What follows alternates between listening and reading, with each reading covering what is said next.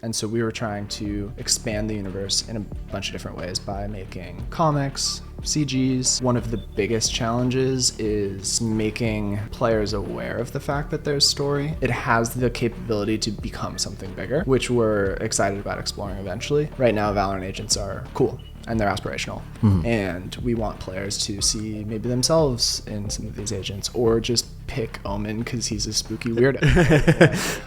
But eventually we would love to create emotional storytelling. If people can watch a TV show and go, oh my gosh, there's Jet, there's Phoenix, right? How cool is that? Hi, it's me, Brian. I'm a game producer at Riot Games, currently working on Valorant's premium content team. My guest today is my friend and colleague, Shane McDonald. Shane is our narrative producer on Valorant, and today him and I are going to talk through a range of topics, including how we tell stories on Valorant, what it's like to be a producer on Valorant, what it's like to work at Riot Games, and a bunch of other topics around production and current events like the video game layoffs that have been happening this year. If you like this video, let me know down in the comments and leave a thumbs up. And remember to subscribe because we got a lot of cool guests coming up in the very near future. Shane, thanks for coming. Hey, my pleasure, Brian. First question I have for you, my friend, is what is a narrative producer? Like a game like Valorant, because it's so competitive. Yeah. Narrative is not a huge focus of the game compared to, like, if you're talking like Mass Effect, it's like the entire focus of that game is the story and the narrative and the characters. Yeah. On Valorant, we have very strong characters, you know, and these agents that players want to use, and we want to make sure that they have affinity for those agents. And so the narrative is key to that, but ultimately they're there for the competition and the gameplay. Yeah. What do you find is the challenge of that? Or I guess like, how does that feel working on something that may not necessarily be like the main focus, if that makes sense? Yeah. I think a lot of the work is, I mean, of course, we're serving the core player base by creating high resonancy characters. So that's something that we're really interested in doing, to make sure that people are excited to play our game because they feel like they can connect with the characters that they have the option of playing. So that's sort of our primary focus. Our secondary focus is sort of laying the groundwork for future expressions of the IP. So it sounds like there's not only a focus on the core game itself, but like you're saying, it's almost an IP expression rather than just we're just serving this one product. Yeah. That's an interesting take. And I think that's one of the important draws. And I think that's what's so cool about working on like the narrative of a game is because when you're tied to, you know, the gameplay, it's like clearly you want the gameplay to shine for this experience, this product that you're building. But when you're working on the narrative, because it's so tied to the world and the IP, there's a million different expressions you can have with that. Like you said, you could have comic books, you could have books, you could have TV shows, you could have movies, you could have, or just other games, right? Yeah. And these characters can bridge the gap between those things, and you can tell all these different stories that you may not be able to tell in a game like Valorant. Yeah. So when you were producing, I think one of the things that I get asked a lot, and I'm sure you do too, is like, what does a producer do? And like you said at the beginning, it's kind of, we're responsible for just making sure at a super high level that the team is successful. Yeah. So whatever the team needs is what we do, basically. It's, we help organize stuff, we help lead things, we make sure that the team is staffed, yada, yada, yada. Yeah. What is it specifically that a narrative producer would do differently from a gameplay producer, or like what I do, like premium content producer? Like, what does it look like to help your team specifically be successful on a game like Valorant? Yeah. I feel like you can kind of drag and drop a good producer anywhere, and they'll do kind of the same things, but narrative is different from, say, game balance or another gameplay team. So I think the thing that I get to do that's different than other producers is really, my role is not slightly more creative, but it is a creative role. And a lot of producers are focused exclusively on delivery, but I have the ability to participate in brainstorms and help navigate certain IP intricacies and things like that. So I think that there's opportunities for me to collaborate with the writers because they sort of view me as another collaborator, another creative in the room, rather than somebody who's there making sure they close their Jira tickets. So it's kind of cool to get that exposure to things like Writer's Room, which is a ritual that we do where we basically beat up the IP and we talk about things and we try to come up with solutions for issues that we're seeing with like character relationships or world building sort of ideas, conflicts, things like that. So that's, I think, a small example of how narrative production is different. Another example would be the work that I'm doing now is sort of abstracted away from the core team, and it's actually starting to function a little bit at the studio level, narrative production. So I'm working with our studio creative director to help inform the roadmap for 2025. Not saying, narrative is driving this, right? But there is sort of a narrative through line that we are identifying as like the baseline for other teams to kind of play, and then how they play will ultimately inform the creative journey for players throughout the year. So that's a kind of new and exciting space for me to be entering recently. Yeah. It's an interesting call out because, Valorant Studio is so new. I mean, Valorant's a game that's only a handful of years old at this point. So like you said, there's still a lot of changing and a lot of learning going on. Tell me a little bit more about because you kind of said two different things. One was the writer's room, where it sounds like you're really kind of in the weeds with it. But then you told me that there's this kind of higher level initiative going on. How do you navigate between those two, or do you find that there's similarities between the two? They're very different, for sure. A lot of what I'm doing in the writer's room is just sort of tossing out ideas and talking about stuff, because it's what we call a party hat space, where it's like no no's, just yes ands, and we're fully in this kind of creative mode, which is a fun space to be. With the 2025 planning, it's a lot more, I'm doing a lot more like meeting facilitation, if that makes sense. So we're bringing in the high-level directors in a bunch of different areas like publishing, esports, marketing, brand. And we're saying, hey, here's the story. Where do you guys want to play, right? So they'll identify certain activations that they have on their teams at certain phases, and they'll say things like, we want to, what's a good example? Like, hey, we have this event coming up, and at this event, we can connect to the story in these certain ways, right? And I take down notes, right? And it's like, okay, cool, follow up with them in a couple months about that, right? So it's a little different, but the impact that we have with creating a narrative through line like that for the future is a lot longer. It's a lot more of a longer term project than the writer's room, which is solving short term immediate issues or brainstorming for a deliverable that's due next week or next month, right? So interesting. So you're able to both facilitate and like run down these things. Like you said, you have to follow up with all these people who said, oh, we could have an event at this time based on this narrative beat, and it's like, okay, we have to make sure that happens. So it sounds like you're responsible for that. But also the very low level, like you said, kind of party hat creative, where it's just like, we're going to just talk about what fun character moments we can have. And I think you also are responsible for even just like the in-game, making sure the in-game dialogue happens, like down to a single line of dialogue that we put in the game, correct? Yeah, totally. A huge part of my role is voiceover production. So almost separate from narrative production is the need for our team to write, record, and implement voiceover. So our characters kind of come alive when that happens.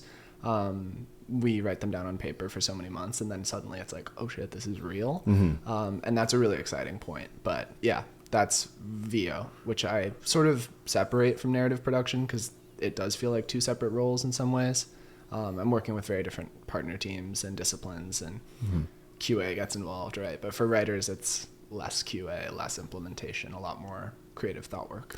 I see. So in your mind, narrative production relates solely to kind of writing and IP expression, whereas VO is more of still writing. Obviously, you got to write the dialogue, but it's a little bit more gameplay driven, a little bit more audio driven, more talent driven, I guess, like working with actors and such. Yeah, absolutely. And the writers play a huge role in like managing the talent and directing the talent and being in the booth with them and making sure we're getting that character expression that we're looking for. So they are interconnected for sure, but in my head I separate like the responsibilities a little bit.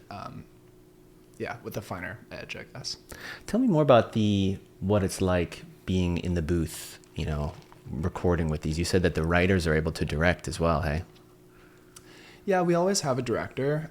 So it's rare that we will tap a writer to fully direct the session, but it has happened. They sort of occupy this consultant role, I guess, in the booth where a writer will flag to the director like, hey, can we run that again for X and Y reason?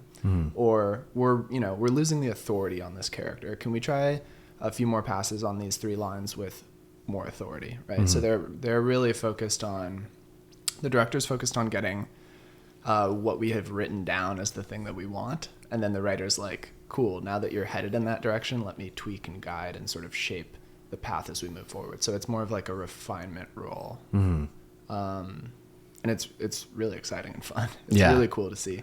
I mean, the actors we work with on Valor are like so fucking talented. It's awesome. Right. Yeah. That's very cool. And I think, because we're constantly growing our roster of agents, and we also do what we call a VO refresh, where every once in a while we'll put in new lines for existing agents. Yeah, absolutely. We got a pretty rapidly growing list of actors, and I presume that's probably got to be pretty exciting, but also hard to wrangle when it's, we're going to keep releasing agents. And so it's like, there's this kind of, do you feel like there's an arms race almost where it's like, oh, there's, every VO refresh, we have to do more and more, or there's this giant list of actors that we have to constantly bring back? Sort of, yes. I mean, we're working on a project that's coming out soon that we had to bring every single actor back for. And that was insane.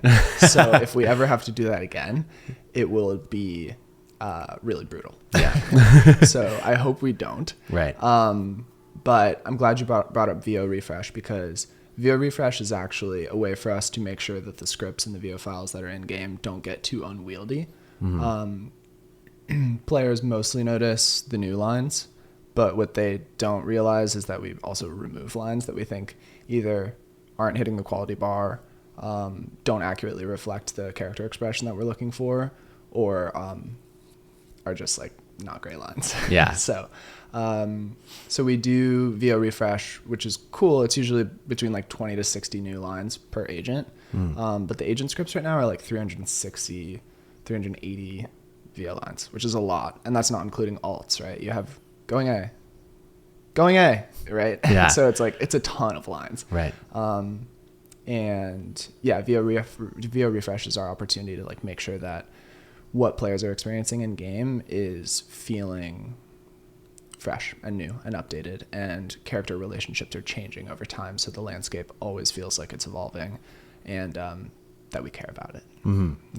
Yeah, it kind of goes back to what you said before. And I think that's what's been interesting about Valorant that I haven't seen too much in other competitive titles, even stuff like League, where like League, Teemo's been saying the same stuff for 15 years, right? Not that that's a bad thing, but it's because Summoner's Rift almost exists in its own little playpen. It's just like, this is where we're just gonna, it's just a fun game. Yeah. Whereas Valorant, like you mentioned, we want to make this almost very like small, but underlining like, hey, this is like, the world is happening now and the world is evolving over time. Yeah. It's not just like, a Valorant game is just existing in its own realm. It's like, no, this is happening in the world. Right. That's really interesting. Yeah. What do you find is the most challenging about that? There's so much. I mean, you said it at the top, right? Like Valorant as a tac shooter isn't necessarily the best storytelling medium. And so we struggle a lot to tell story on Val. Not that we do it poorly, just that we don't have too many levers to pull in order to communicate that story to players. So one of the challenges we face are finding more levers and looking for new opportunities. I think that one of the biggest challenges is really just making players aware of the fact that there's story. I think players are most excited about VO lines like Jet's ace line, where she goes dun dun dun, and imitates the ace beat. Right? Yeah. So they're not as interested in like Omen's relationship with Reyna, which is the focus of this year. So our goal is to sort of increase the amount of players that are interested in that kind of stuff over time, so that one day when there is one of those big expressions of the IP, they go, oh shit, I remember when in 2018, like something like this. So that's kind of what we're looking for. Yeah. You said that there's very few levers that you can pull. Mm-hmm. What are the handful of levers that you do pull? And I guess what is the one that you find is the most successful of getting players this information and this like expression of the world? Yeah. So VO Lines is the big one that we work on. And then we partner pretty closely with the marketing team on trailers and CGs. So that's another really big opportunity for us to, super high impact, tons of impressions, lots of eyes, YouTube, right? Twitter. People are looking at this stuff. And it usually announces a new act. Those kinds of big moments are where we get to tell a lot of story. Another smaller one is player cards. So every episode, we release a few player cards that are lore driven, that are story. And not everyone notices that, or maybe it doesn't click for them, but we are able to tell a little bit of story or hint or Easter egg or use what we call the mystery box storytelling strategy for narrative to sort of let players know that there's stuff that's about to happen or that has happened and we're acknowledging it. So player cards is a really fun one. What is the mystery box storytelling? Oh, yeah. We don't give it to you all at once, right? We're not gonna spill the beans. It's drip fed lore. So we're always wanting you to ask questions. We're always wanting you to think about the story and think about the players. And you'd never really know what's happening like all at once.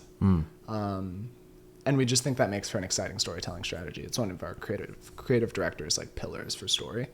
And it keeps people engaged. It makes it a little harder to onboard or to know what's going on because you really have to look for it and think about it. But we think that makes it interesting. So it's kind of like this. You don't want to be like, here's all the stakes and here's what's happening and here's the end, all up front. It's just like, here's a moment that has happened, allowing players to speculate a little bit and then paying it off at a later date. Exactly. And it allows us to do certain things that, God, I'm sort of spilling the beans here, but it allows us to by not giving players everything all at once, later we can make things look really intentional that maybe weren't in the moment, right? So we set ourselves up with more opportunities to do those big payoff beats, like you said, in a way that that feels to our players like it was all designed for 4 years ago, right? And that's really cool too. So it sort of helps us. And I think that's, especially when you're doing a live game, right? It's like, we know that this story is going to evolve over time and we want to have a direction, but we also want to have some flexibility to say, oh, we didn't know players were going to really glom onto this.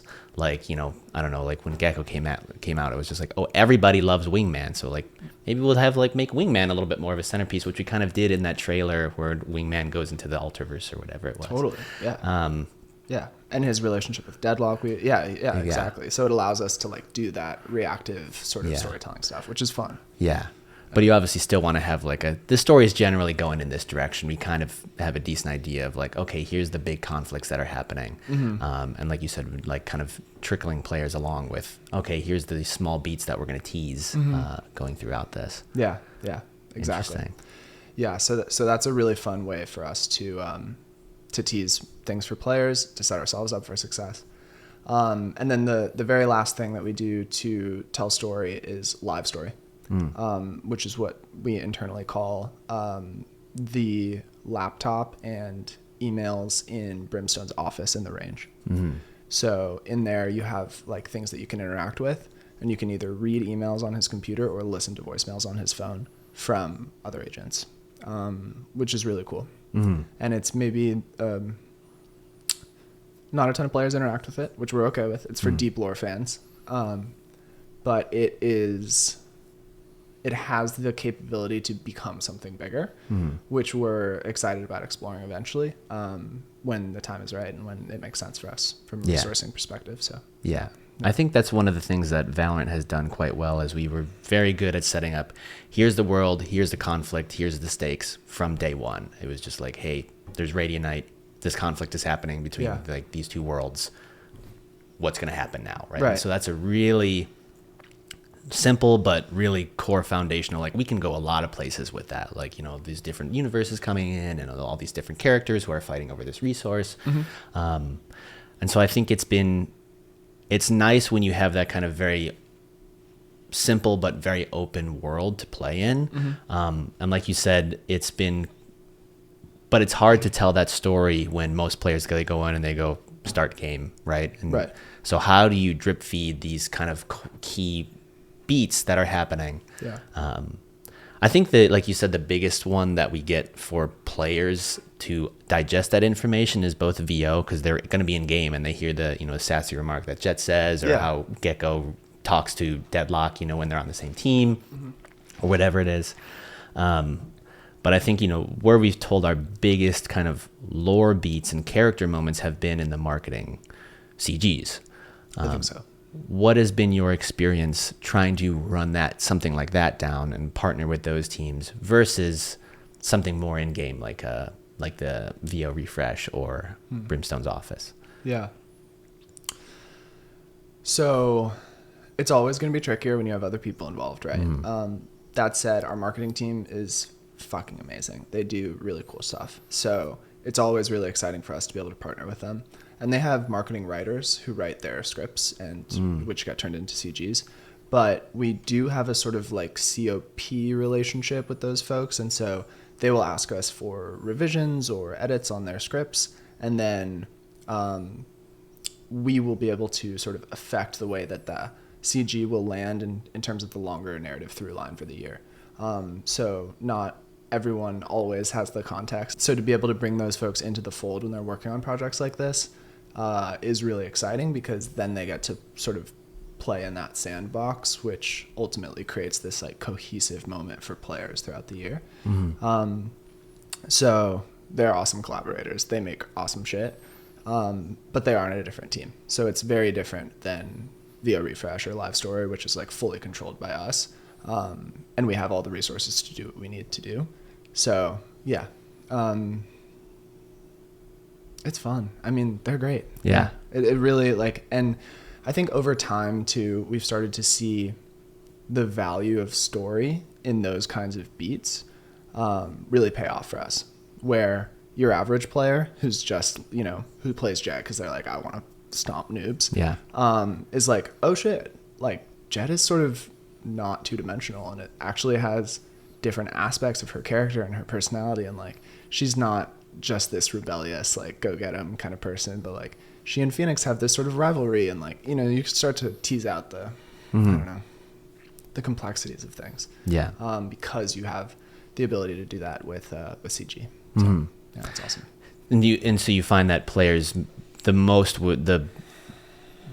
where they get the most story impact seems to be from the CG, hey? I would say so. I think it's because they're so widely viewed. They have so many views. And people love watching a video. You know, I learned this on League. Like, people don't like to read. It's just not something that the vast majority of people like to do. Even when you play an RPG, you know, like, do you pick up that book and do you read that 6-page book while you're playing a game? Probably not. If you're curious, you can go read about it later, but I think a small percentage of players are like 100% reading everything on screen. Right. Yeah. Especially people who are playing a competitive game, just because it's not the core audience is not typically narrative lovers who are playing a competitive shooter or whatever. Yeah, they care more about RR or game balance. Tell me more about your time on League. Yeah. So I worked on, not directly on League the game, but on a team called Creative Development, which turned into a team called Intellectual Property Creative. And basically their goal was what I do now for Val, but for League. So the writers on the League team were focused on champs. And so we were trying to expand the universe in a bunch of different ways by making comics, CGs, a map of Runeterra, and starting to really make more concrete the things that we had been saying to players for the last 8-10 years, so that they could interact with them. So it was a pretty cool goal and mission. It was also very complicated. Not politically, but like operationally, because we were our own division that sat outside of League, the game. And so we had to sort of go to them and ask for permission to work on certain things. And the reality of League at the time was like, they were so big, they were working on everything. So they didn't want another team to come in and sort of like play with their tools, which made it really tricky for us to execute on things. And I think it's not that they didn't have good people over there. It's just that like from a studio operations perspective, we weren't set up for success. So that made it pretty challenging for us to do what we wanted to do. That said, we shipped a Lux comic. We shipped an Ash comic. We shipped a book. We made the map. So it was pretty cool. Yeah. We were able to like make some really awesome expressions of the Runeterran IP, which I'm super proud of. Yeah. I think that's been the interesting challenge of League. You know, again, it was this game that was kind of this whole, I don't know what you'd call it. Like, it's like, I keep thinking of Smash Bros. How in the very first Smash Bros. It's just like Master Hand is just like making action figures fight. It's like kind of what League was for a long time. Totally. And still, Summoner's Rift still kind of is. It's just like, this isn't even really canon, I don't think. It's just like, these characters are going to show up and fight, and it's just kind of a thing that happens. Yeah. But then how you start building, like you said, that world and that IP, like, you don't really need a map of Runeterra. But if you have it, then it can help you tell these stories of, oh, Ash is from the Freljord. Where's the Freljord? What is it next to? Do they have conflict with that nation? What is their culture like? Totally. So that you can make a book or a comic book, or, you know, now we've made Arcane. It's like, we had to know what Piltover was. We had to know what Zaun was. We had to know that they were on top of each other. Like, what is the political, you know, happenings there? Absolutely. But that's interesting to hear you say, because I think if you're working on a show, or if you're working on, like, you know, a kind of more top-down narrative game, it's like you would have your director, and you would have, you know, the director's lieutenants, and they would be like, here's what we're doing. Like, here's the world, here's the story. You got a group of writers, or even one writer who's like, here's what we're doing. Yeah. But because League was its own thing, then, like you said, to have another group of people come in and be like, hey guys, we're gonna start telling stories in your world. Yeah. But I mean, at the time, I don't know how long ago this was, but maybe this was even before like TFT came out or Lore came out, or This was very much a single game studio time. For a short period. It was, gosh, what was that? 2018. It was 2018. Back half of 2018. Early 2019. So, yeah, it was a tough time for sure. Yeah, we would want to go, okay, cool, we're going to do a Lux comic, right? But the League team is working on a Lux refresh, where they're updating the champion VFX, and they're doing a whole, you know, overhaul. So they were like, can't do that. You know, like, do something else, right? Yeah. And we kept playing that game where it was like, oh, nope, sorry, like, this team is working on that thing. Yeah. Or we have an R&D product that's working on that, sorry. So it was a sort of, I don't know, chicken, egg, cat, mouse. There's some analogy. Yeah, it's like, how do you partner with someone in that way? It's just kind of like, who's making the calls here, I guess.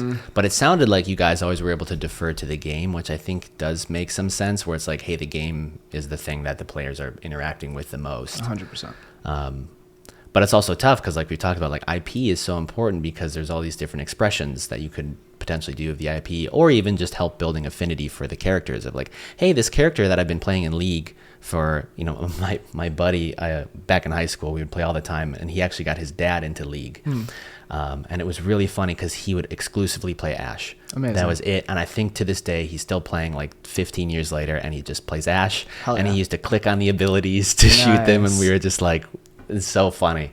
But, like, if maybe we made an Ash, you know, like you said, an Ash comic, or like an Ash book, or an Ash TV show. It's like, oh my God, this character that I've been playing for 15 years and I have so much affinity for, now there's all this abundance of literature about this character. Right. Which obviously has value. Yeah. For sure. But, you know, you can't have that at the expense of the game, which is an interesting thing of Riot games, right? Because all the games that we've currently made are very competitive. And like we've talked about multiple times, telling a narrative in a competitive game is tough. Yes. Were you there for the Sentinels of Light? What do you call it? Activation. The campaign, yeah. On League. Yeah. That one was interesting because it was an interesting experiment, which I'm curious your thoughts on, because it was like, we're going to tell there's a big moment. There was CGs around it where it was kind of this long arc of the Ruined King and how the Sentinels of Light tied in with that. Yeah. There was that kind of like visual novel that was front page on the League client. Yeah. And from my understanding, and it was not surprising, like a lot of players were just kind of like, that's cool, I'm going to go play a game of League. Totally. You know? Yeah. But like you said with Valorant, it's like we have Brimstone's office, which very few players can seek out, but it's there if you want it. Mm-hmm. A large portion of the players are just going to go play a game. Yeah, right? exactly. Because that's not what they're there for. Exactly. Yeah. Even if we put it front and center in the client, and it's this cool interactive thing that's almost a game within itself, right? Yeah. It's just not what some of our players want to do. I mean, like you said, the reality is that a lot of Riot Games players are playing because they want to stomp noobs, right? Yeah. They want to be the best. Yeah. And that's cool. But we do have a small portion of players, and growing, I would say. I don't know the stats, but of players who are interested in lore and story. And I think the more we do, I think to the studio, some of those activations like Spirit Blossom, Ruin King, Live Story on Val, they can seem high cost, low impact, but I think over time we do build this foundation of people who are interested. And on Valorant and on League, we saw that people who were really interested in the lore were telling their friends and getting their friends into it. You know, they became sort of like spokespeople for us, which was really exciting. We were like, cool, people care and they're telling their friends. Like that's the number one sort of like marketing strategy, right? Yeah. If everybody told their friend, then everyone would know.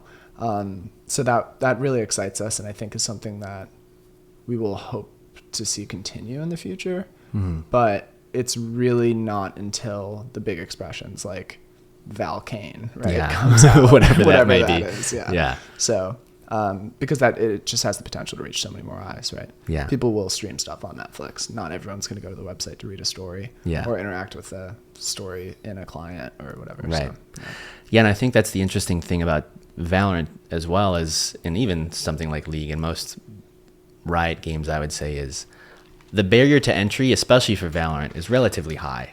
Like, I can't tell you how many friends I've talked to where I'm like, oh, I work on Valorant. And they're like, oh, cool, I've heard of that game. Have you played it? No. Like, I played it once and I was like, I don't know what's happening. And I couldn't play it. Like, it's very intimidating to get into. Totally. But I mean, we saw this with Arcane, right? It's like all these people who knew about League of Legends, but they're like, I played it once, or it's like, I don't understand it. It's very complicated. Yeah. But I love the show. So maybe I go peek my head in under there. Oh, there's this TFT game, which is a little bit more casual and it's much easier to understand, or lore or something like that. Yeah.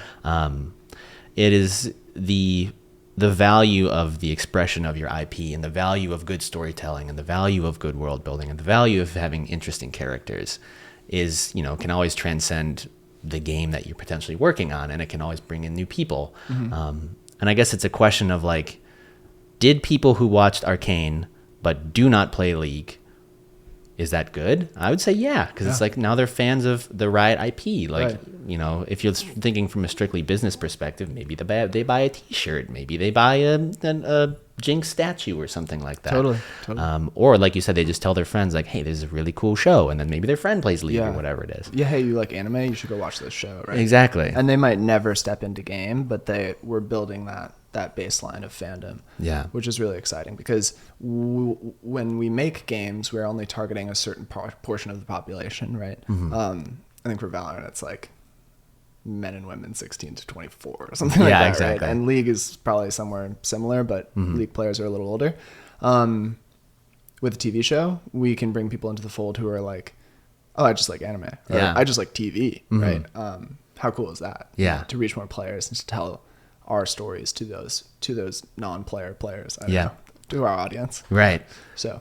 Yeah, I think that's what's cool as well is, when I think The Last of Us is an interesting example. Like I could, The Last of Us is one of my favorite games of all time, but it's like, I could, I've told my parents this, right? It's like, oh, The Last of Us is a great game. Like, I wish you could play it. But they're like, my mom doesn't know what the A button is. You know what I mean? I remember I tried to play there's a game Snipper Clips, which is like a very cute puzzle game for the Switch. Nice.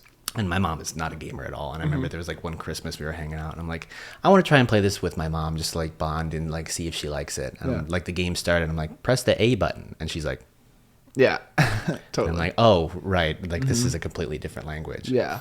But I was like, I wish she could experience this story of The Last of Us because, you know, it's such an interesting and great story. Yeah. Then the TV show comes out, even though it's very similar to the game in terms of like cinematics and stuff. But it's like, okay, now this is something that she can digest in a way that makes her comfortable, that now we can speak the same language and have this, you know, this affinity for this IP together. Yeah. Same thing with something like Arcane, where it's just like, you know, our parents may never play something like Valorant. Like, it's just like, that is really competitive, but it's like, oh, or like they're never going to play League, but oh, they can understand the characters. If I said Vi and Jinx, they're like, oh, I watched a show about them. That's cool. Yeah. And to be able to speak that common language, I think is the coolest thing. Yeah.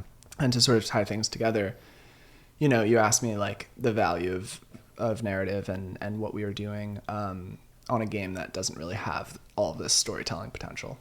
And it's what you just described, right?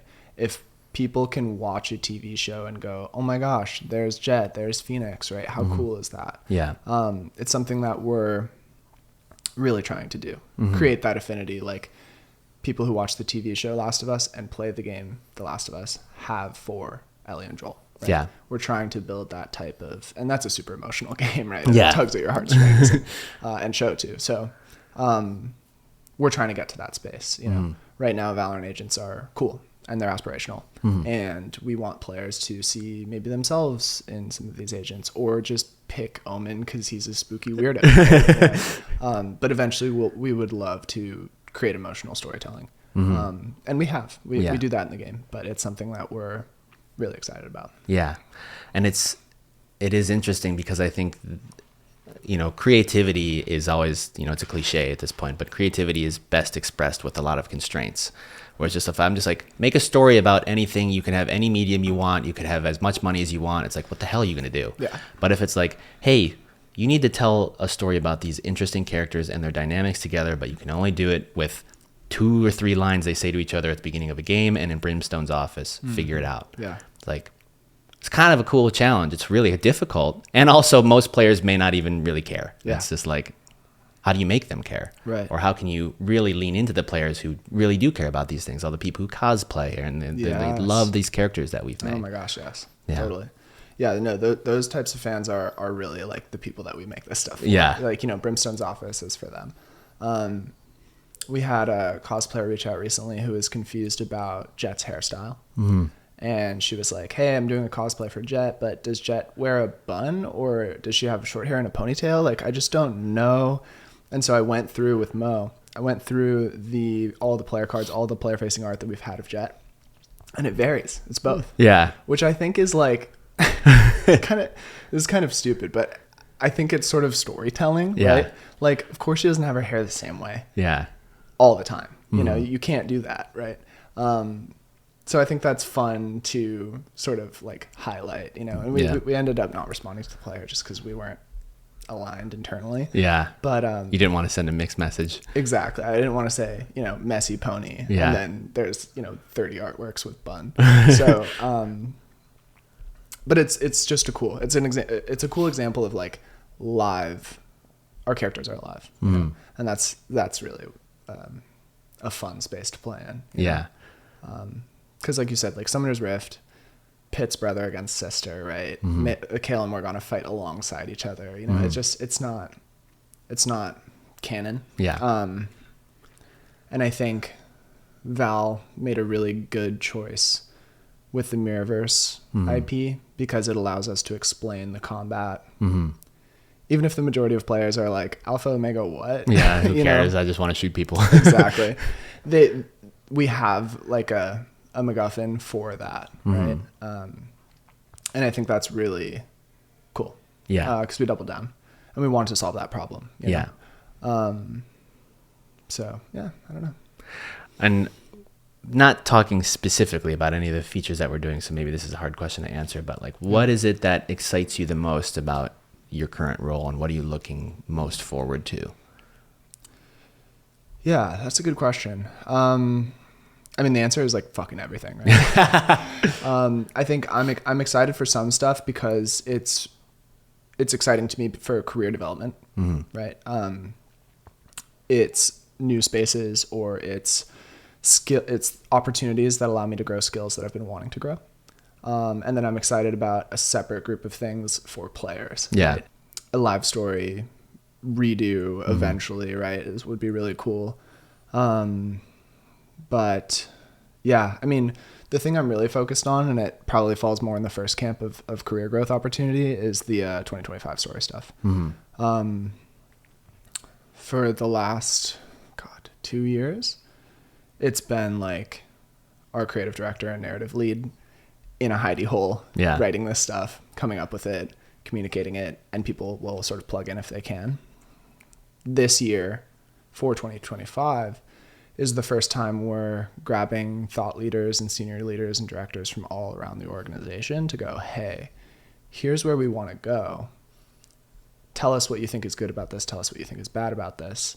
This is kind of the story that we're thinking. Are you guys aligned with this, right? So starting super, super early to like bring people in and create this multi-perspective story that involves lots of different disciplines and lots of different experts from around the org, I think is really, really cool. Yeah. It's an awesome growth experience for me, but I think also players will feel that impact, you know? Let's see, what's an example? I can't think of an example I can say. But, you know, when you bring somebody who might not traditionally be working on story, like an esports marketing director, right?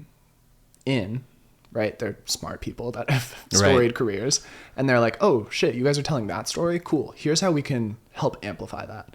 And that sort of collaboration is something that I think is really cool. Yeah. Somebody that you think might not play in the story space and doesn't know about story, you expose them and suddenly opportunity, right? Yeah. So cool. Yeah. That is really cool. And I think that's something that is very intrinsic to games, but also something that's a unique challenge for something like Valorant is if, you know, when we were working on Halo, it's like we were making a single player Master Chief story. That's the team that I worked on, even though we obviously had multiplayer, but I was working on the Master Chief campaign. The large portion of the design of that game relied on what are the narrative beats that we're telling. Like Master Chief goes here, and then this happens, and then Master Chief goes here and does this happen, and then he fights this person, right? And so the design of the game was, the story was very core to the design of the game. Like Halo is a very narrative IP, you know, very world building heavy, very Master Chief focused for most of the games, right? Yeah. It's like it's a story driven game.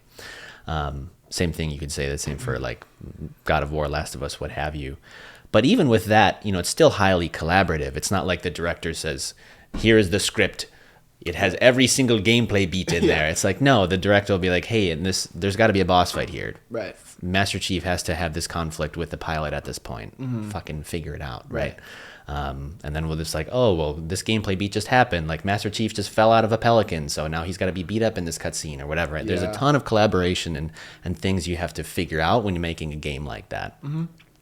What you've just described for Valorant is similar, but even higher level almost, where it's like, here is a narrative through line we want to have, not only for the story of the game, but because we're an esport, how does every other team tie into this? So if we're releasing a weapon skin here, like, does that tie into this beat, like vaguely, even though it's like an alterverse? Like, I don't know, maybe this character has a conflict with this character, so and this skin line could represent something in that realm, right? Totally. Thematically, or like, what is the marketing doing at this point? Oh, Champions is happening here, so like, are we going to do a champion skin line? Or what are the characters doing at this time that maybe involves one of them being a champion? Like, having all those different high-level beats and being able to tie in there is, again, similar but different from like where if you're doing a Halo, Master Chief is doing this. Every other team has to rally around like, okay, this is this gameplay beat, this is the story beat. But this is a level above that where it's like, here is the theme for the year. Here's the story beats for the year. Yeah. Let's see how we can get the entire organization rallied around all of these key moments. Right. Like, oh, actually, we were going to think about doing something like that, but because you're doing that narrative beat there, we can tie in here, actually. Yeah. Yeah. And I think that's something that's interesting about Riot is we try to be as collaborative as we can, but that comes with the challenges of people being like, okay, who's making the call on this? Or like, who is actually directing this? Is it all of us just in a council of elders, like trying to figure things out? So it's nice when you can have that direction of like, hey, here's the plan. We think this is where we want to go. Let's collaborate and figure out how we can each tie in here. But this is still the plan. Like, right. This is still the reason why it's important for players to do this. Exactly. And I think what's really cool about the way that we're approaching it this year for next year is we're not even saying here's the plan. We're saying here are the creative beats that we want to hit, right? Arc 1, Arc 2, Arc 3, Arc 4 across the 2 episodes for the year. And then we're building this foundation of it frustrates me a little bit because I think a lot of people think about story as the driving force. But the reality is, and Anna said this, is it's the creative journey, right? These perfect little bites throughout the creative journey, of which the story is only a part, right? And I called it the foundation earlier because in some ways it is, because we need to have something to build off of. Like you said, constraints breed creativity, right? So if we have this constraint / opportunity of here's the story we want to tell, then esports can go, hey, yeah, we have champs in whatever city. I can't say a city. Cool. Let's figure out how we can plug that into the story. And hey, it looks like there's a gun skin shipping and an agent releasing. Oh, cool. How do we tie all that together? You know, so it's a way for us to do opportunity identification and really build an ecosystem of experience for players, right? And that ultimately culminates in the creative journey, right? Yeah. Which is super, super exciting. So yeah. And I think that's an interesting way to put it because, again, it's like Valorant isn't necessarily a narrative-driven game. Probably shouldn't be. Right. It's more of a competitive esport world-building focused game where it's like we want people to have affinity for the agents and for the world and the things that are happening there. Yeah. But ultimately, people just want to frag. We want them to enjoy the esport. We want them to watch Twitch streams. We want them to go to our events, right? Because that is the thing that's going to excite the players the most. Yeah. So exactly to your point, it's like, if we could have a narrative moment that climaxes around champions, right? That's going to bring everything together for this big moment that's big for the studio, right? But it's not like champs is going to happen here because this is what's happening in Omen's story. It's like, that's not really how it works. Whereas if you're working on something like Halo, it's like, that's probably what we want to do more or less is like, hey, this is a big climactic moment for the campaign. So everybody fucking, we got to jump on this. Play right? nice. Totally. Yeah, I agree completely. I had a thought, but I lost it. Yeah, it's really all about hyper-serving fans, you know? So the champs moment is something that we want to reward fans for attending, for viewing, for participating in, right? Like that should be a big moment for the entire ecosystem, whether you're a Lorehead cosplayer who's never gotten an ace in their life but loves Jet, right? Or you're a hardcore, you know, Immortal Radiant player and you go to the esports events so you can like feel that energy, right?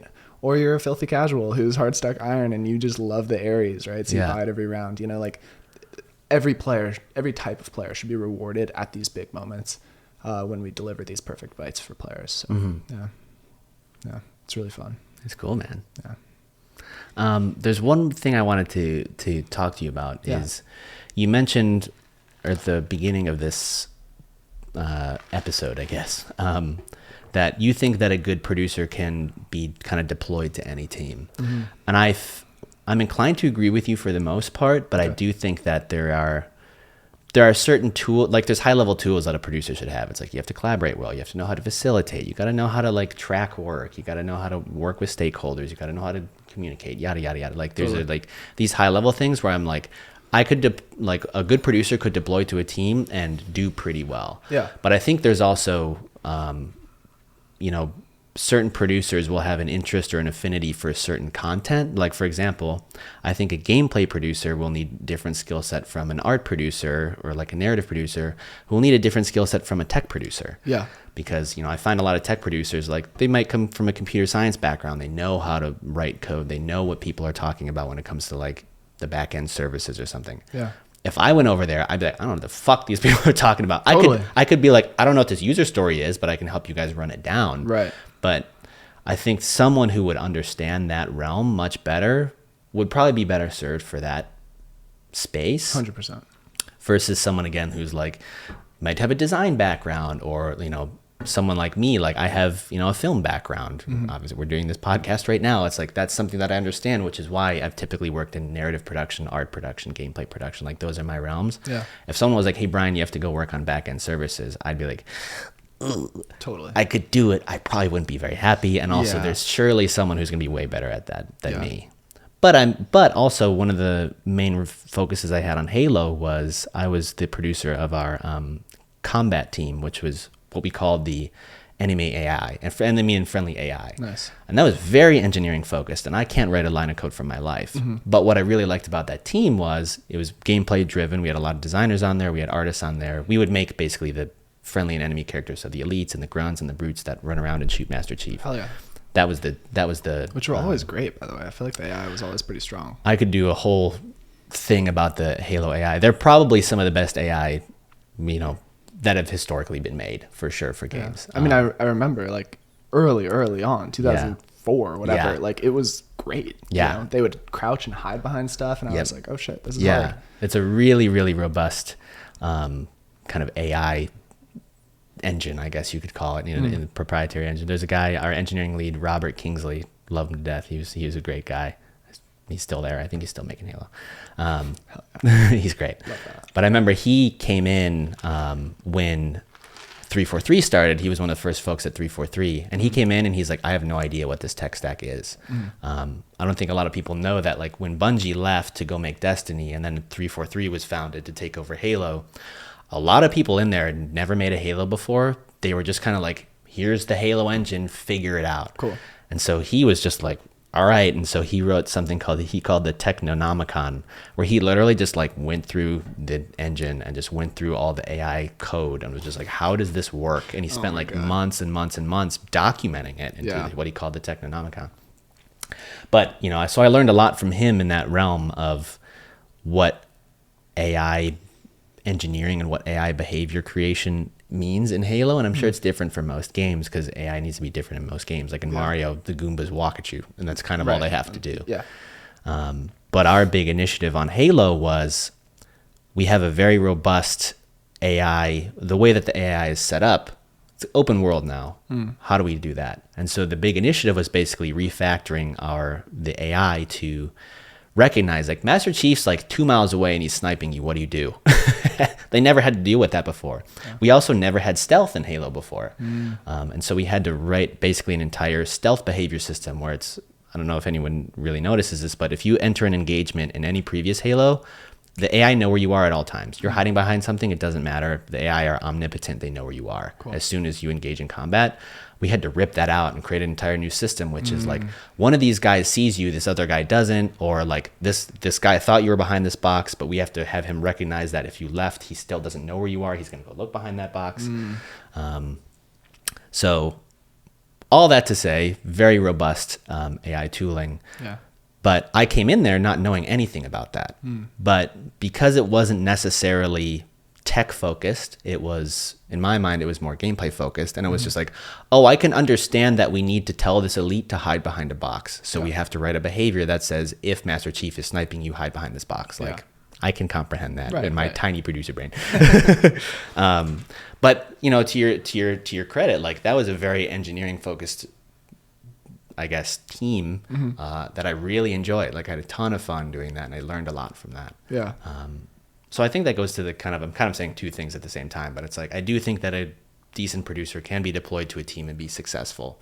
But I obviously think that, like, people should go where their interests lie or where they may have an affinity for the work that's going on. But you may find something that like, if you were like, hey, Brian, do you want to go work on AI engineering? I'd be like, no, that sounds insane. Yeah. But I fucking loved it. It was great. Totally. Yeah.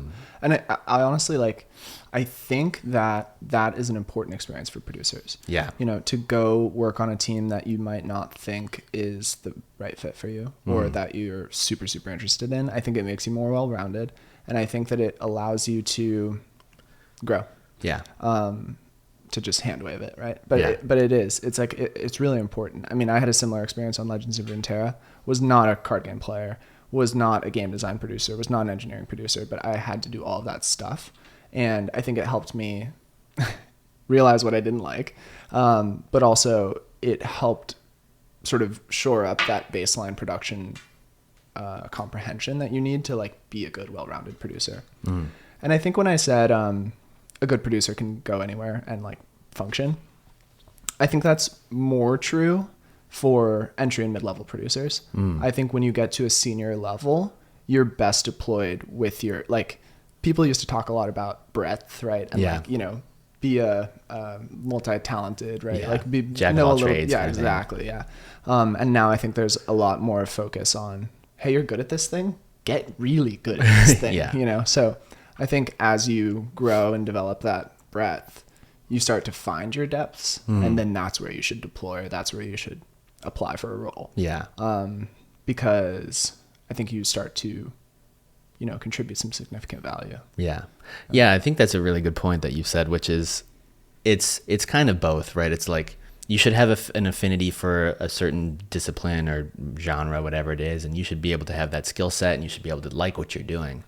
But obviously, like all things, you need to be able to challenge yourself. And I do think, to your point, like, you know, entry level or mid-level producers, it's like, hey, you don't have an experience running an engineering team, maybe go do that for 6 months to a year, and like, because maybe you'll learn a lot of, maybe you're like, I really didn't like that, but I learned a ton that I can now bring back to the other discipline that I know better and I like doing more, or whatever it is, because it's really important.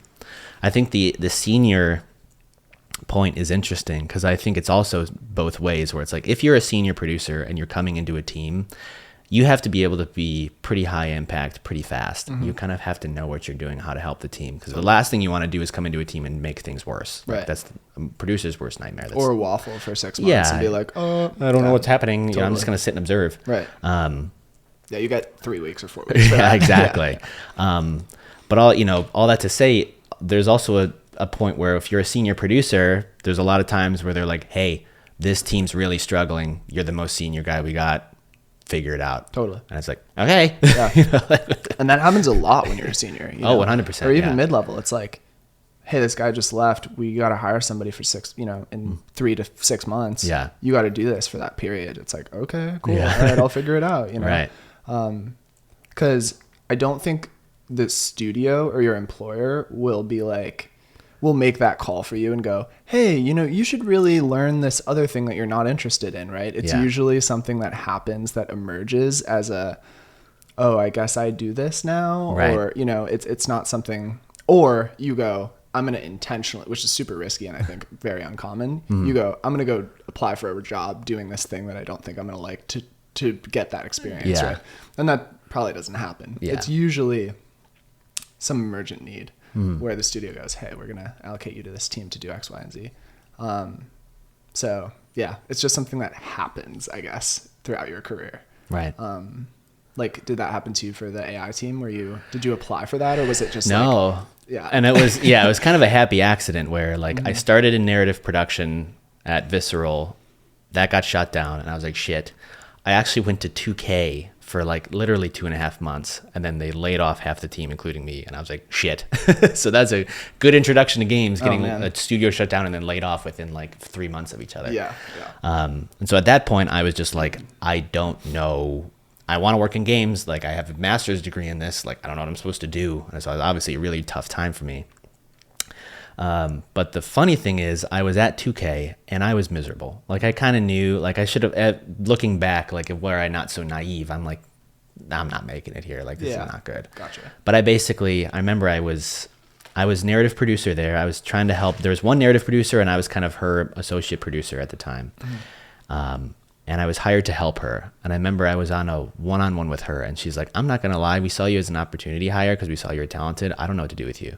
And I was like, cool. Cool. Very cool. Yeah. Very cool. And I remember there was one time the mocap studio, I was helping manage our mocap studio, wasn't really. They emailed me. They were like, hey, can we have like the script for next week or something? And I'm like, yeah, here you go. I sent her the shot list or whatever it was. Within 15 seconds, my boss comes stomping over and she's like, why did you do that? And I'm like, they emailed me and they asked for it. She's like, you don't communicate with them. I communicate with them. Okay. Oh, God. Just insane. Yeah. And so obviously I was like very depressed. Like I would come to work and do nothing because like my boss was like, I don't know what to do with you. And she obviously didn't want to do stuff, have me do things. And so I was just like, all right. So I was just like depressed. And so I would just like watch game cinematics. Brutal, it was rough. I would just watch game cinematics because that's what makes me happy. And obviously I've been a huge Halo fan my whole life. Nice. And I was watching Halo 5 had come out recently, and so I was like rewatching the cinematics for Halo 5, and I remember I was watching the credits, and I knew one person. Her name's, we call her Zippy. She was a producer at 343 for a long time. I knew her because we were alums from the same school. Nice. And so I was watching the credits, and I saw narrative producer Lanny Lum, who I was just like, that's the narrative producer's name. And so I was just like, fuck it. And so I texted Zippy, and I was like, hey, do you know Lanny? And she's like, yeah, she's one of like my best friends. She's amazing. And I'm like, I hate to do this, but could you like introduce me to her? I would just like love to just pick her brain. Just like, what is it like being a narrative producer, where you could actually do your job? Right. Cause like, I've loved all the Halo narrative and cinematics and stuff. And so Lanny, like, I love her to death. She's one of my favorite people on the planet. So Zippy introduced me to Lanny, and I'm like, let's set up a call, for like next week. That week I get laid off. But honestly, I was like, cool. I was like, I get severance. I was just like, obviously this wasn't working out. Yeah. It was brutal. I remember I was sitting next to someone, she was a designer, and she was hired that week or like 2 weeks prior. And I was literally sitting to her. They brought us all of us into an auditorium, and I'm sitting next to her. I'm like, how are you liking your like second week? And she's like, oh, it's pretty cool. And then I see our studio head walk in, and then like I immediately sensed the vibe, and I was like, oh shit. Yeah. And I was like, your services are no longer needed. Get out, basically. Oh my God. Like, oh. That's how they did it, really? Yep. He just walked in. He says, hey, no easy way to say this. Your services are no longer needed. Come up here and get like your papers, and we're going to, like, security will walk you out. Fuck. And I was like, cool. And it was like literally that week I had a call with Lanny. She was super nice, super great. And I was like, hey, this was not the intention of this call, but I literally just got laid off. Do you have any positions? At the time, I think she's like, we have like a multiplayer map producer, I think. And I was like, okay, I could do that. That sounds interesting. And then she's like, but we have this communication producer position, which we don't even really know what it is. But basically, we would like someone with like video production experience and like communication experience. And I've always, people have said like my communication skills have always been one of my strong suits as a producer. Yeah. And I was like, hey, I can do, yeah, exactly. And I was like, hey, I can do that. Like, send me the job app. Nice. Got the job. And I think it was the first day, Lanny pulled me into a room, and she's like, hey, you're a communication producer. Like, you kind of get to define your role, which I did. I kind of did stuff like this with our studio directors, and we did live streams, just trying to communicate the happenings of kind of like the burrito that we have at Riot. Yeah. Similar to that, but also a little bit more in the weeds of, and like for players. 4-3-4-3 for internal. It wasn't even for players. It was just like, here's what's happening at the studio. Here's where that's cool. Here's the direction of the game. Just because we had such a big team and they really struggled to do it. My role completely changed, very quickly. Yeah. But literally day one, she pulled me in. She was producer of the character team at that time. She moved off narrative. She's like, hey, I need help. You're going to produce our combat team, which is like AI gameplay. Cool. And I'm like, cool. Nice. But literally, I think it was in the first day or the first few days of being communication producer. Obviously, one of the best things that happened to me, because I was just like, sure, whatever. Like, that sounds cool. Like, working on AI gameplay, no idea what that means, but I'll do it. Yeah. Some of the most talented, fun people, like, they're all such good friends of mine. They're so fun. Love it. And it's like fun because there were such distinct personalities across the team, and it was like we were all like, we called them just like our dumb children, where it's just like you haven't, you like rip out an AI's brain and he's like running into a wall, and it's like, okay, like we have to make him smart now. Right, and like it was just really, really fun. And then like when they finally do the thing you wanted them to do, you're like, they're doing it, like it's working. Yeah. It's like, it's just really fun. It was a really, really cool experience. Oh, I love that. That's great. Yeah. That's super and then for season 2 of after we shipped the campaign, I moved over to narrative at the time. Nice. That was a very interesting and challenging experience for sure. But then after that, I moved on to VALORANT. Gotcha. Yeah. Wait, so when you got laid off at 2K? Yeah, I was at Visceral. They shut down the studio. Right. And then 2K was like, oh, here's an opportunity hire. This kid's really talented. And then the studio director came in and was like, your services are not. Yeah. But you leveraged your network from 2K to get you the role at 343. My network from Visceral. Graduates. Oh, from graduates. Yeah, gotcha. Grad okay. school. Yeah. Cool. That is rough. It was rough. But that happens in games, you know? I feel like strategic pivots and, you know, operational changes, to be like really callous and blunt about it. Yeah. But, you know, layoffs and stuff like that, it happens and it kind of sucks. Well, this year's been a bloodbath. This year and last year. Terrible. Yeah, it's been really bad. And it's not just, I feel like games has always been tricky because you've got R&D and then it's like, hey, shareholders aren't going to fund whatever it is, you know. And then they have to nuke half of the people working on the game. But I mean, this year, all of tech and I mean, we could talk about that for another hour. Yeah. But it's been rough. brutal. I mean, for us too, you know. Yeah. Kind of first time ever feels bad. Was that the first time ever you've been through it? First time Riot has. Oh, yeah, first time Riot. But you've been through layoffs before. I have, yeah. I was at a startup, like fresh out of college. Yeah. And that my second job out of college, and that was pretty rough. Yeah. Startup life is. No. Yeah, it's tough. It's tough. Yeah. I think that's one of the things that they always, you know, everyone warns about, and especially now, when you're getting into the games industry, people are like, there's going to be layoffs, there's going to be studio closures. Like, you know, if you're comparing yourself to like working in big tech or something, you're not going to make as much money and whatever else.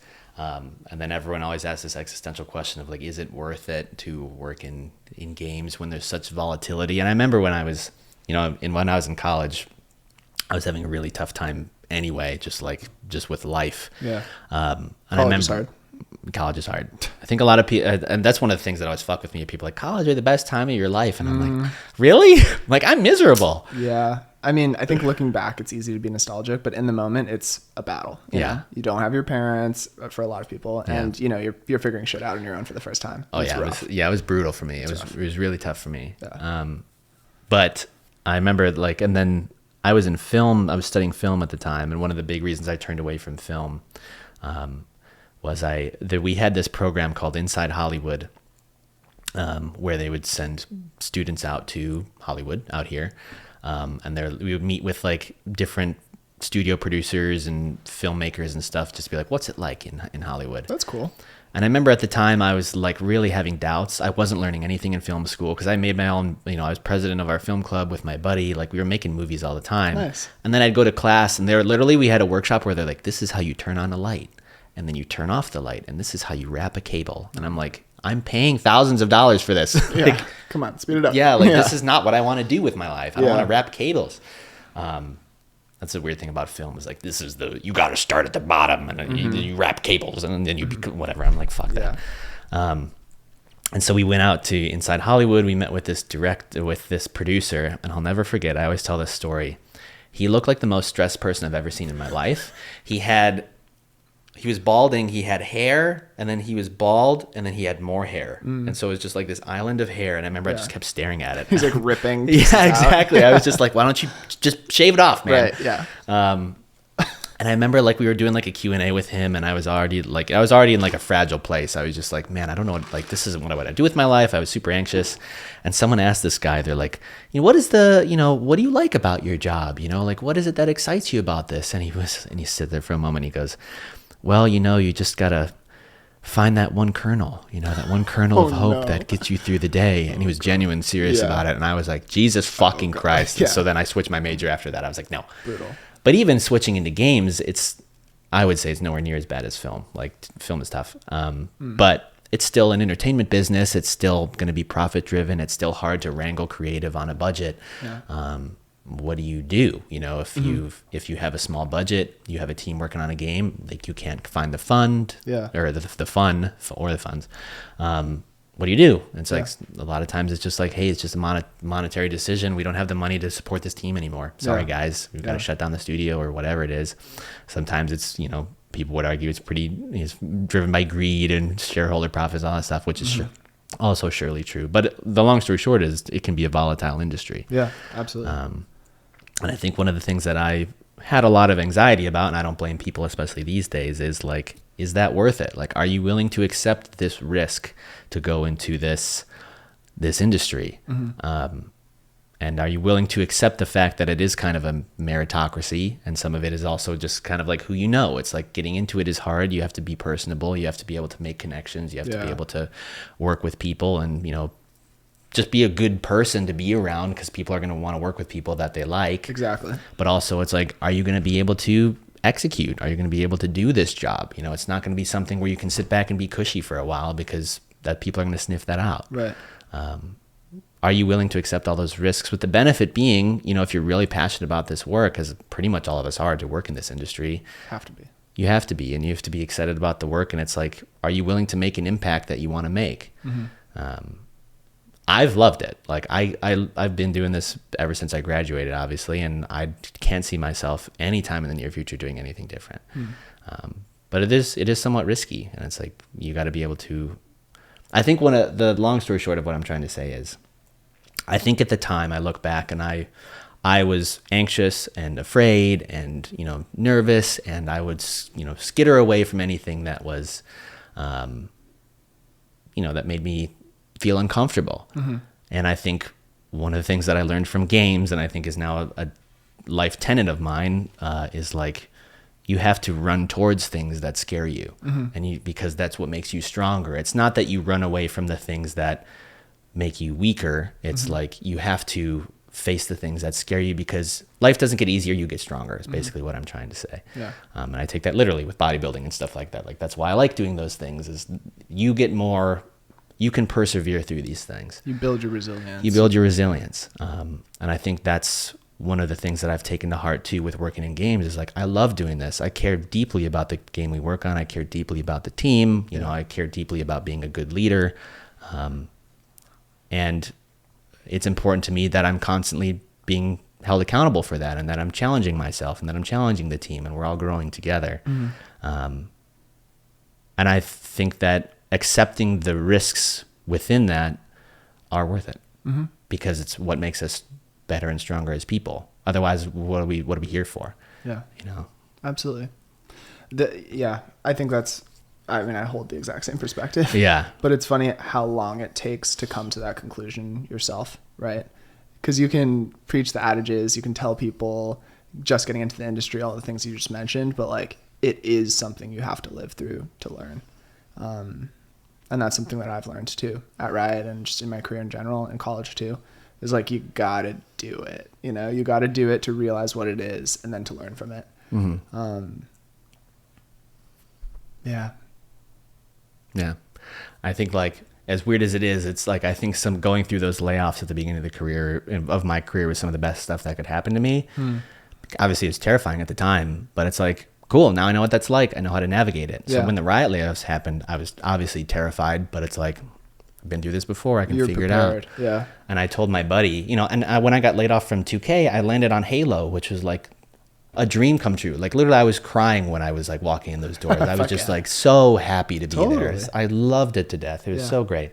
But I remember my buddy got laid off. He's a lawyer in the tech sector, and he got laid off last year. And he's obviously like, fuck. Like, he's like, I have a mortgage, I have a wife. Like, I don't know what to do. Obviously, that's terrifying. And I was like, look, man, it's super cliche, but getting laid off was one of the best things that happened to me. Like, you'll land in a better spot. Like, you're a talented guy. Like, you'll figure it out. Found a new job. Work-life balance is 10 times better. He's working at a startup. He's making a great salary. He just IPO'd, so now he's probably sitting pretty. So it's like, and he's like, yeah, you were right. You know, 6 months later or a year later, I'm in a phenomenally better spot. Yeah.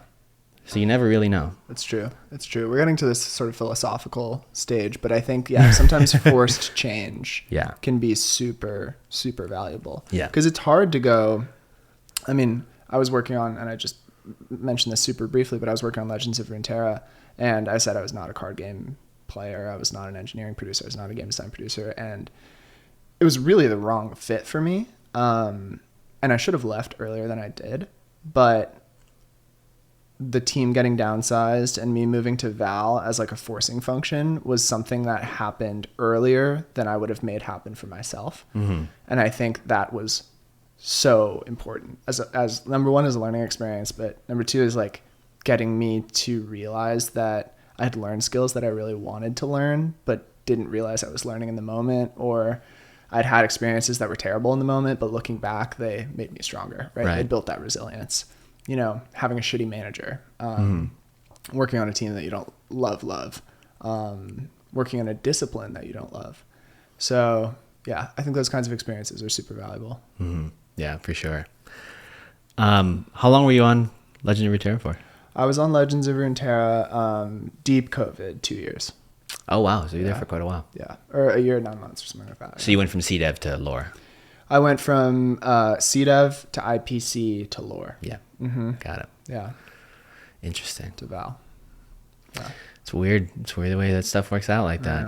I know. It really is. Yeah. But I'm grateful to Riot for having so many internal migration opportunities, you know. It's cool to work at a studio that is, you know, a couple thousand people. It's not massive, but there are different things you can work on that are very different. And there are sort of, you know, we're all rowing in the same direction of like player experience first, make great games. But we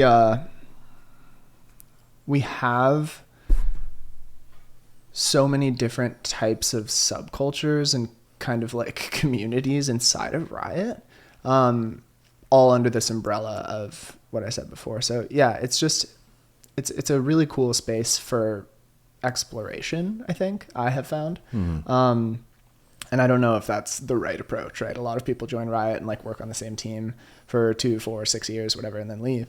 But I had this opportunity to kind of experience lots of different things, which was really valuable. Because I'd worked in logistics and then in tech and then in esports, like marketing, and apparel manufacturing. And then I landed at Riot and it was like, okay, this is cool, you know? And then even still inside of Riot, I got to experience all these different things. And that was really cool. And I'm glad I've had that experience over the last, 6 years. Yeah, that's great. Yeah.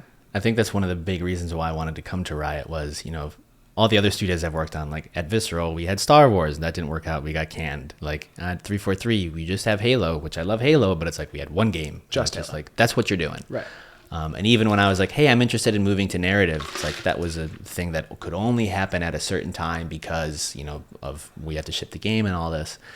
What I love about Riot is we are rapidly expanding multiple IP, multiple games, multiple studio sections of like entertainment division and stuff. There's just a lot of opportunity and there's a lot going on. Yeah. And it is really encouraged to be like, hey, are you interested in these certain realms? Go talk to that person. Go learn from them. Ask them to be a mentor. Like maybe one day you'll be able to jump over to that and learn from that different team. Yeah. And so I feel that's why I basically made the bet on Riot was like, there's a lot of potential here.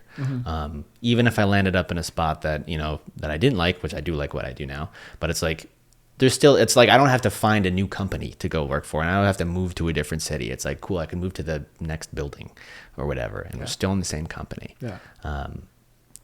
And obviously I've just loved what I've done there for over 2 years now, and it's a big group of talented folks. And it's also cool to see like, oh, what's League up to? What's Lore up to? What's TFT up to? Oh, cool. We can see what they're doing. Yeah. And all these teams have very interesting stuff going on. Yeah. For such a big, quote unquote, big studio, it's nice how connected we are with things like the Burrito that you mentioned, with that like internal podcast sort of thing that lets you know what's going on around the org. R&D is obviously secret for a reason, but we get to hear a little bit every now and then. Yeah, that we peek behind the curtain every once in a while. We're like, ooh, cool, ooh, shiny. Yeah.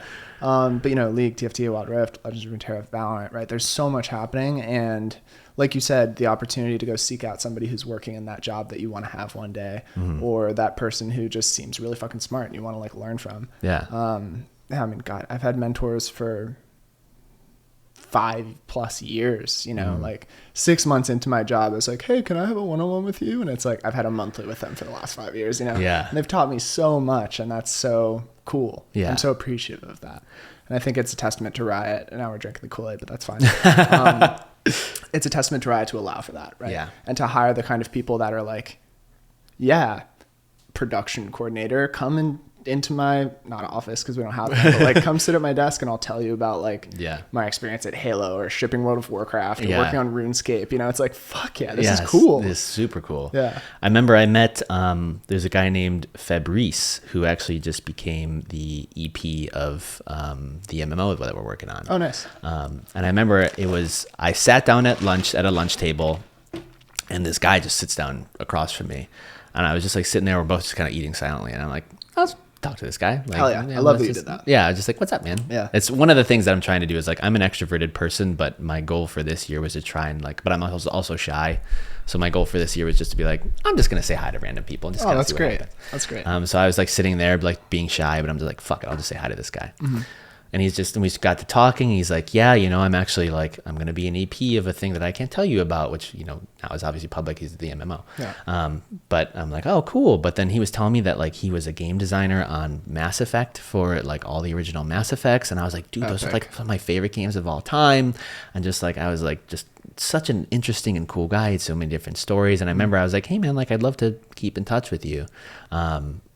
And he was like, yeah, totally. And so now we chat every once in a while. But I think the one thing I was going to mention is, you know, as someone like me who can be relatively shy, or, you know, I can get kind of caught up in the weeds of like, oh, is this appropriate to do? Like, are people going to think I'm weird or whatever?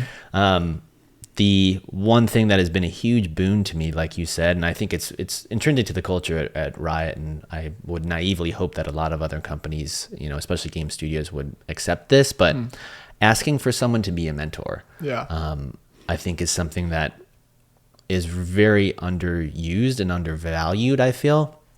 And it's something that I've started pushing my direct reports to do, where I'm like, hey, find a mentor who's not me. Like, especially the more senior that you get. I remember my leadership coach had really good advice for me. She's like, by the time you start hitting senior, she's like, I haven't had a boss who I've considered a mentor in 20 years. Not that I don't disrespect my boss or that I haven't learned from my boss, but your boss is not, you know, when you're younger or more junior, when your boss is someone you're learning a million things from just because they just have more experience from you. Right. But you may have a boss who has less experience than you, or a boss who may not have interest that you have, or whatever. You may just not be able to learn as much from your manager. Yeah. But so then if you're interested in growth, you have to continue to seek that elsewhere, and being able to, I guess, have the confidence, but also hopefully having the culture to be like, hey, I'm really interested in what you do. Can we grab a coffee? And then as you're chatting, be like, hey, I would love to meet with you every month or so if you're willing. And I just want to, if you'd be a mentor of mine. Totally. No one's ever said no to me. Yeah. I mean, people are honored. You know? Yeah. I that's a really important, and you articulated it so well, but that's a really important thing that I think doesn't go explicitly said very often. Your manager is not always a mentor, you know, and you need to find those people that are like, I think at this point in my career, I know what I need to learn from certain people. And so I find those people, right. You know, and like you said, when you're first starting out, you kind of learn everything from your manager and you just pray to God that they're a good manager. Right? But when you're sort of, you got your feet underneath you, you've got a few years of reps and you're used to shipping stuff or whatever it is, you start to find those people that have the skill that you're looking to learn, you know, or are doing the thing that you want to do one day, and you start to glean certain things from them. And I think going out and finding those people is actually really important. Right.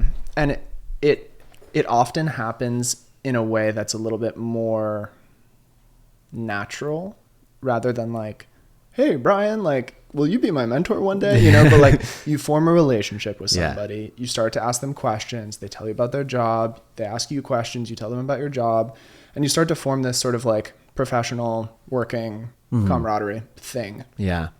And eventually over time, it turns into like I'm thinking of one specific example, my buddy Winston, who has been mentoring me for a bunch of years. And he is like such a product mind. He's so strategic and he thinks about things in this very different way than I think about things. I'm like super delivery, timeline, you know, ops. Yeah, and you and me both, yeah. Right? And so to have somebody like that who is like, oh, well, have you thought about asking this question? You know, I'm like, fuck, dude, like you're so smart. You know? But he has this like different skill set, you know, where he asks amazing questions. He is like super thoughtful. And it's really cool to have somebody like that to rely on. Right. Or my old manager, Josh, who is like the same way, right? I can go to him with very specific questions and ask him, and he has a very specific answer for me, you know? And I love being able to find people like that. And my current manager, Joel, honestly, I'm so fucking lucky. You, dude, oh my God, yeah. So I've got a really good network of people to go to when you have like career development or very tactical, specific team related questions. And to have that network is so important because no one can do it alone. Right. Know? Like you need that sort of alternative perspective in order to make cool shit. Yeah, absolutely. Do your job well. Yeah.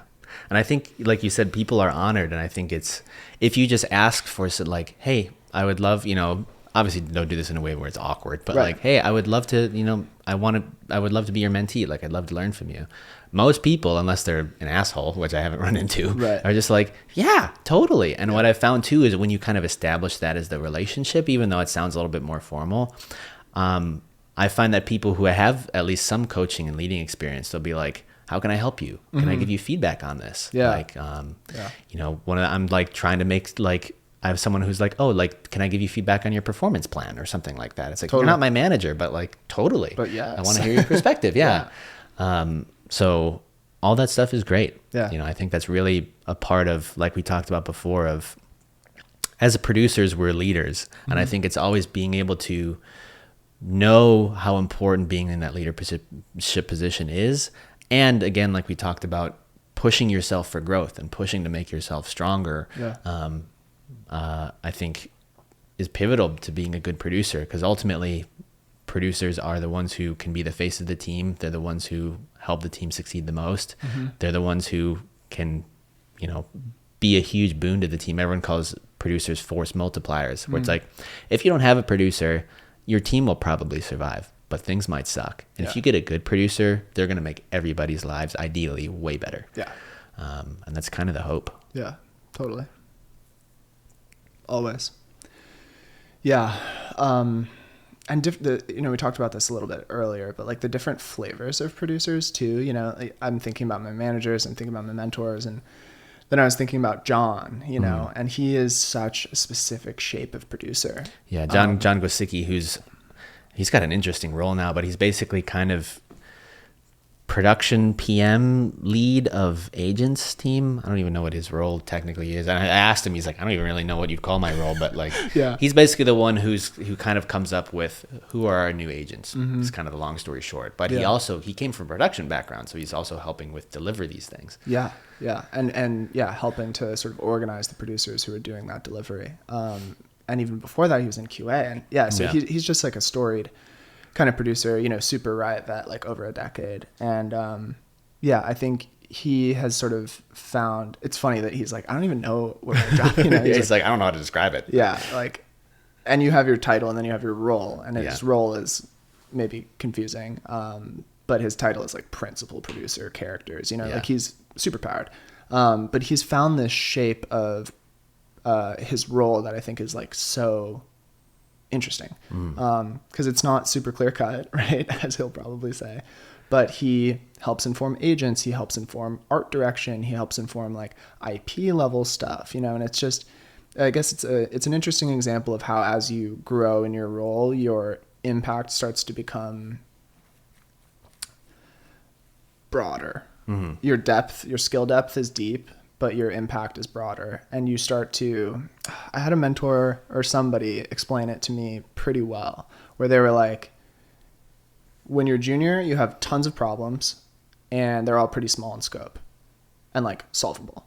When you're super senior, you have a few problems and they're very challenging to solve and way bigger. So that's sort of how I view John's role. He's solving like really, really big problems, and leveraging his producer team to like help operationalize those solutions. Yeah, it's totally like when you're like an associate producer, it's like, hey, this task that this artist was working on or whatever is behind schedule. What do we do? When you're principal PM or whatever, it's like, hey, the next year and a half needs to be outlined. What do you do? Right. Yeah, exactly. Or like the next year and a half needs to needs to excite players about this thing, right? Yeah. And it's like, oh fuck, okay, who do I talk to about that? Yeah, You know, like who do I need to get in a room to discuss this? You know? And I think those kinds of problems, I'm just starting to become visible, or to be aware of those types of problems in my role. As a part of what I'm doing in 2025 Story, and it's really exciting. It's really fun, and it's cool to see other superpowered humans, you know, other than John, like David and Joe, like working on some really cool shit that they're like, help us wrangle, you know? So it's cool. They're on the chopping block for solving the problems, but I get to sort of assist. Exactly. You get to sit and be like, ooh, I can't wait to deliver this. Yes, exactly. Check this off. That's funny. So man. You said that the kind of the scope of a level of producer varies, right? It's like an associate producer has to worry about something obviously different from a principal producer. I think one of the, and this is trivializing it very, very much, but one of the things that I kind of just start keeping an eye out for, of like, hey, is this person ready for a promotion? Or like kind of where someone's like, what does an associate producer do? It's like kind of where I would, you know, put these people is an associate producer is really worried about like the day to day and like the moment to moment. And then once you start getting into like producer 1, it's like, okay, these people are worried about the weeks to months. Producer 2 is like the several month time frame. And then you start getting to like senior producer, where they're worried about like 6 months plus to a year. And then obviously when you're talking about like principal or lead, it's like you're worried about the team operations for a year and a half, 2 years, whatever it is. So it's a factor of time. And the important thing about having it be a factor of time is, if you're worried about the day to day, you're worried about a few people. Like you're worried about maybe the IC that's working on the task, and you're maybe worried about like your manager or something. Like you're working with a small team. I see where you're going. I was going to add this. And then, but when you're talking to, you know, a year plus, it's like you're worried about 50 people plus or more. It's like, I have to know what the studio director wants. I have to know what all of our partner teams want. I have to know what marketing team wants. I have to know what all the ICs are doing, because this is going to trickle down to them at some point. So because it's a factor of time, that's not just time. It's also the amount of people, the amount of work, the amount of planning you have to do. So again, it's a kind of a trivialization of producers' roles, but I think when you like look at what the scale is of like, how do you grow as a producer, and like, what does that at a super high level look like? In my mind, it's usually based on a factor of time, because that always will also include work, people, all of the things that go into, you know, how much stuff has to be planned for sure for a producer. And I think, you know, the thing I've learned as I've sort of progressed through those gates is the biggest value you can provide yourself, and by extension your team, is the time you spend working on the day-to-day should decrease over time. Like you should actively work to eliminate your need to check in on a daily basis on certain things. If you can automate or design a system or whatever to avoid that for yourself, then you have free time to focus on the higher impact stuff. And that is like the single thing that I found for myself to start to get that exposure to a higher, like bigger problems essentially, you know, and like starting to do some of that higher level work. If I hadn't built the systems that I've built on narrative to automate a lot of the things that I was doing as tasks, I would not have the bandwidth to take on the 2025 Story stuff, right? So like I would never have gotten that opportunity, would never have gotten that exposure. And it wasn't like they came to me and they're like, hey, do you have the bandwidth? I was like, hey, is there anything that I can do to help you guys? You know, so because I had freed up that time for myself. So totally. I think in order to do that sort of career progression thing, you need to figure out how to build systems and processes that are going to benefit you and the team. And free up everybody's time. Exactly. You said something and I was going to say something. What was I going to say?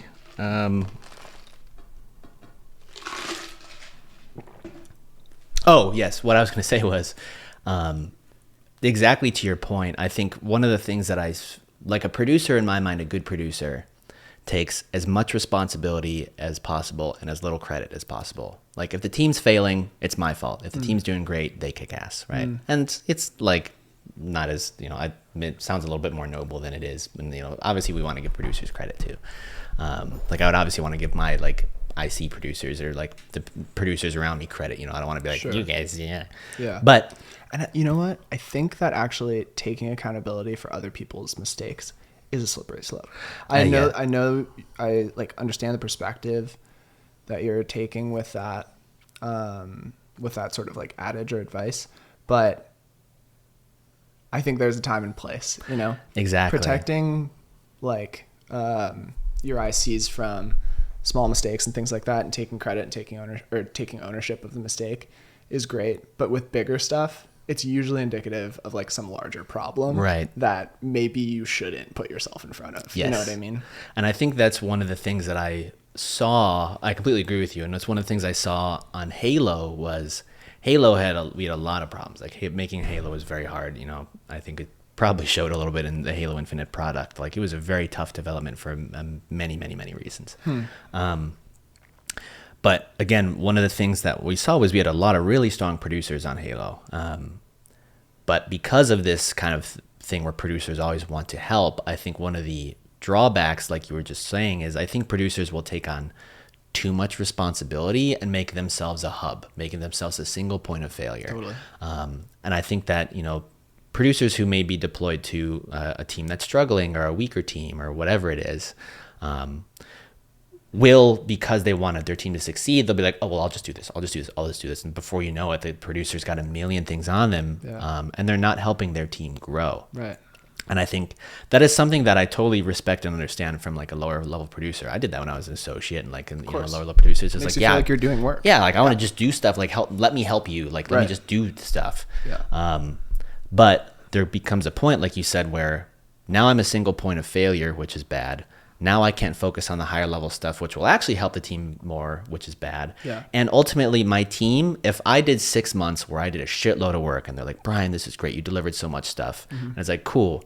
Your team has learned nothing. Right. They're static in their growth. And if you've got hit by a bus tomorrow, your team would explode. That's not being a good producer. I get the value and I get the drive to do that. And I respect people who have that drive, right? As I think it's a good thing to have, but there's also a time and place. And there's a point of being a leader where it's like, you have to be able to grow your team. You have to be able to, like you said, hold them accountable for things and help them.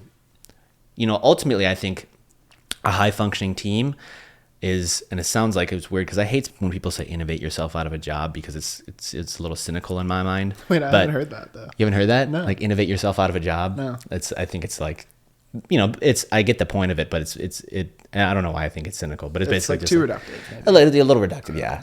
But I do think there's a piece of that which is like, you should be deployed as a producer to a team to make that team better. To make them high performing. Totally. Or ultimately, maybe they don't need you as much. Like maybe your role is much smaller in that team rather than much larger where you took on all the work. Yeah. And it's like, that's cool because now this team is very high performing and great. Right. And also I can go focus on other stuff that's like higher level. And like maybe that helps me grow as a producer and I can focus on more existential problems rather than did you deliver the task or not this sprint? Yeah. That's kind of exactly what I was alluding to when I was talking about like building systems and processes that sort of allow me to focus on other things, right? It's like, give yourself more time to do the other shit that is higher impact, I would say it's systems and processes, but it also comes to people management, right? 100%. And I think that's one of the hardest things of the job. One of my mentors is, her name's Yara. She's an EP of one of our R&D projects. Cool. We've crossed paths briefly at Visceral. But I've asked her a lot of like, what is it like being an EP? And almost everything she says is all people. Yeah. The higher level you get, the more, and I've seen this in myself too, the more it's dealing with people, which I think is very hard because people are obviously immensely complex and it's very stressful. But it also can be the most rewarding and the highest impact is like, if you can get someone to grow and get someone to line in the right direction, you have an entire human who's doing a thing. Like that's fantastic. Yeah. And obviously, when you reach a certain level as producer, it's like, okay, I know what it means to make a milestone plan. I know what it means to do a capacity plan. I know what it means to do all of these things and set up some of these processes to make any team relatively successful, to know what we're doing. I know how to make a roadmap and work with stakeholders, make a roadmap, blah, blah, blah. So when I was talking with Yara, she's like, yeah, I can do all that stuff. You know, this is important work, and it's important work that a producer is responsible for.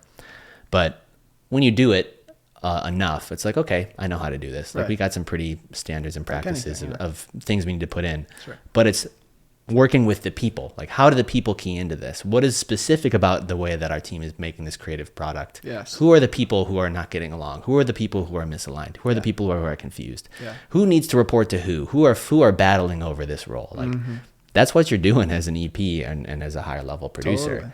Totally. But that's also where you can have the most impact. Yeah.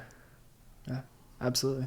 Yeah, making sure that the right people are having the right conversations and abstracting out from it's no longer creating the artifact to have the conversation. It's like, cool, now we have the artifact, and guess what, we have 6 because there are so many different players here. Right. How do we make them work, right? Yeah. How do we make them work together to deliver great experiences or create great games or whatever it is? Because ultimately all of the artifacts and processes and stuff that we're creating are to help the people do the work, right? And so that's kind of the most important piece of it. And don't get me wrong, I love making processes and stuff. That's most of my job, but it's ultimately like I always have to catch myself and take a step back and be like, I can make the prettiest Excel document, I can make the prettiest PowerPoint. Yeah. If no one gets it, or like it's not helpful for the team, if it doesn't help change this person's day to day, who gives a fuck? Totally. You know what I mean? Like, what are we doing? Yeah. No, absolutely. I think I'll get on my soapbox for a second. The best process that I created for my team was actually with your team.